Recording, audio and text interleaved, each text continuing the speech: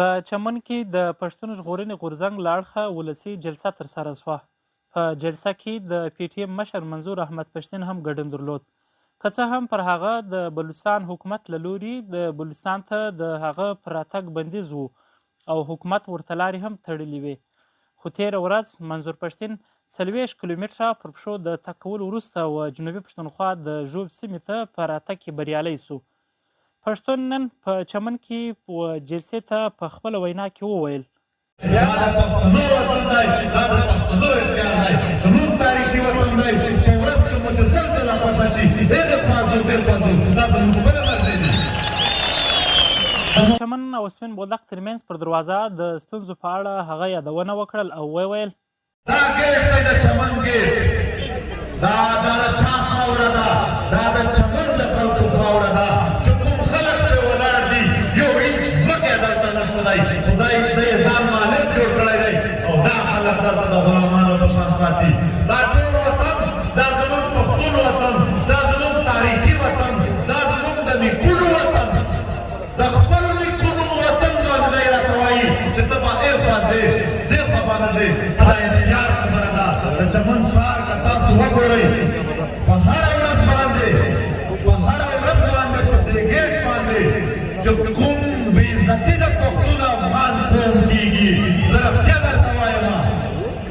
درته وایم چې یوازې د دغې ګیټ بې عزتي او بې احترامي چې کوم د پښتون افغان قام راوړله ده، دا زموږ دپاره کافي ده چې موږ یعنې درې اخرې نن کومه انسان په څه شي کوي.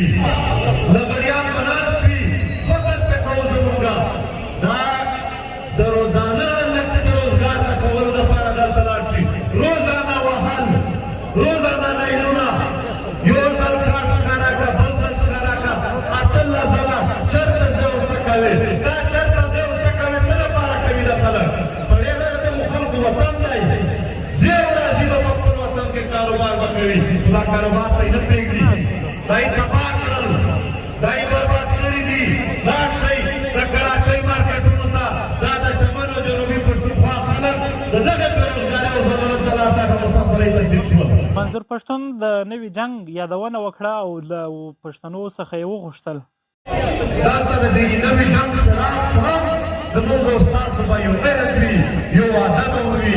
د چمن خلک تاسو تر ټولو جنوبي پښتونخوا خلک تاسو تر ټولو پښتنو هیلې دي، نو هغه به تاسو خامخا پوره کوئ. په خپله وینا کې د علي وزیر په باب منظور پښتون وویل چې جرنیلانو پروګرام جوړ کړی چې علي وزیر به معافي اخلي، خو د ده په وینا چې علي وزیر به هیڅکله معافي وانه خلي. پروګرام جوړ کړی دی چې که دا به معافي غواړي، علي وزیر کله معافي نه غواړي، معافي به دا جنرالان غواړي. محترم او حنیف پښتون په جیل کښې دی. زموږ اوس هم دا 2 ورځې کې 19 ملګري د جنوبي پښتونخوا ونیول شول. په جلسه کې د عوامي نېشنل ګوند ایالتي مشر اصغر خان اڅکزي او د پښتونخوا ملي عوامي پارټۍ صوبایي سکرټري اطلاعات خوشحال خان کاکړ هم ګډون درلود. د یادونې وړ ده چې 3 ورځې مخکې د چمن پولیسو د چمن د پی ټي ایم د جلسې په باب د چمن د پی ټي ایم غړي قاسم اڅکزی، شمس الله شاهین او ذوالقرنین باچا ترڅنګ د پی ټي ایم جنوبي پښتونخوا صدر نور باچا او فتح خان کاکړ ور وغوښت، خو هلته یې د چمن پر اوسېدونکو د 3 MPO آرډر جاري کړ او د مچ زندان ته یې ولېږل. نور باچا او فتح خان کاکړ یې پښین ته واستول.